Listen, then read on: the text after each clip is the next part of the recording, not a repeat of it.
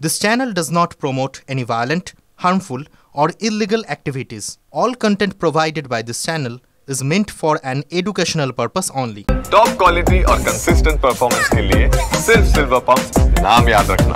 মৌলবাদ যে কতটা ভয়ঙ্কর এবং বর্বর হতে পারে বাংলাদেশের খুলনার এই ছবিটা না দেখলে বোঝা যেত না। বাংলাদেশের এই খুলনার ছবি জানান দিচ্ছে যে মৌলবাদ কতটা ঘিরে বসেছে এই মুহূর্তে বাংলাদেশে, আর ইউনিস সরকার সব দেখেও না দেখার ভান করে রয়েছেন।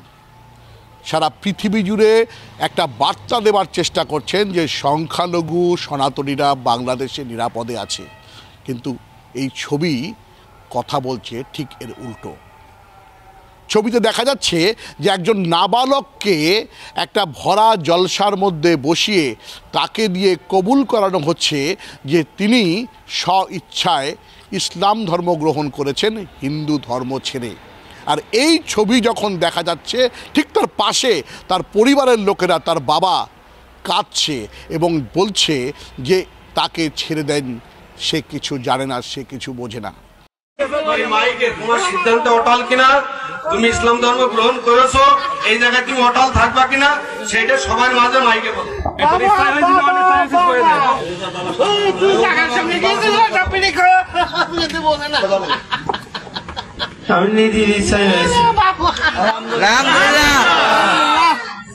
তুমি স্বেচ্ছায় সরকারে তুমি যেটা এফিডেভিট করিয়েছো জজ কোর্টে, সেটা আমি পড়ে শুনলাম, ওর সাথে তুমি একমত কিনা? সঞ্জিত, আমি বলি শোনো, তুমি বাবা হিসেবে হাদিস কোরআনের আলোকায়, সঞ্জিত আমার কথা শোনো, তুমি বাবা হিসেবে আমাদের মুসলমান ধর্মের হাদিস কোরআনের আলোকে তুমি বাবাই থাকবা, ঠিক আছে? তুমি বাবার আসনে থাকবা, কিন্তু তোমার ছেলে সে কিন্তু সজ্ঞানে স্বেচ্ছায় ইসলাম ধর্ম গ্রহণ করেছে। সেই জায়গা থেকে পিছনের কোন সুযোগ বা আমাদের পিছনের কোন সুযোগ কিন্তু আমাদের ধর্ম অনুযায়ী নেই।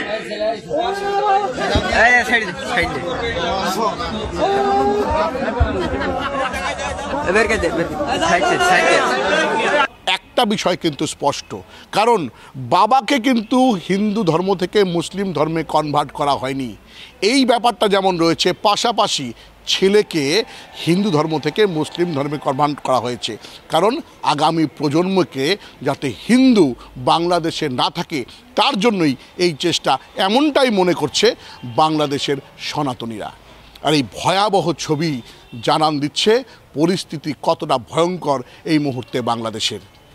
কট্টরপন্থী ইসলামিক মনোভাব বাংলাদেশের ভেতরে যেভাবে গজে উঠেছে তাতে একটা ব্যাপার স্পষ্ট, এখানে আগামী দিনে সনাতনী হিন্দু সংখ্যালঘুরা আদৌ থাকবে কিনা, তাদের বংশ সেই জায়গায় পরিচিত হবে কিনা, এটা কিন্তু সবচাইতে বড় বিষয়।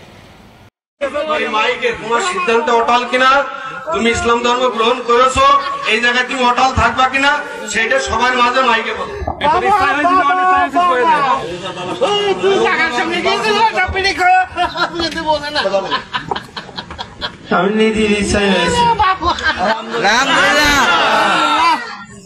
তুমি স্বেচ্ছায় সরকারে তুমি যেটা এফিডেভিট করিয়েছো জজ কোর্টে, সেটা আমি পড়ে শুনলাম, ওর সাথে তুমি একমত কিনা?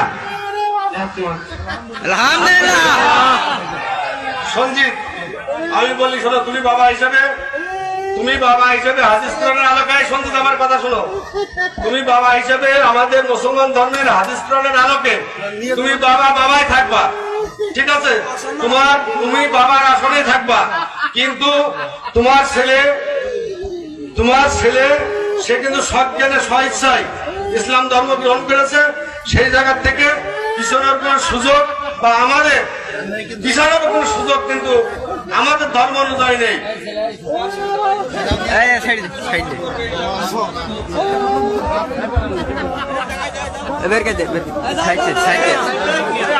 ক্যামেরায় বাপিদের সাথে সুমন কল্যাণ ভদ্রের রিপোর্ট, টিভি9 বাংলা।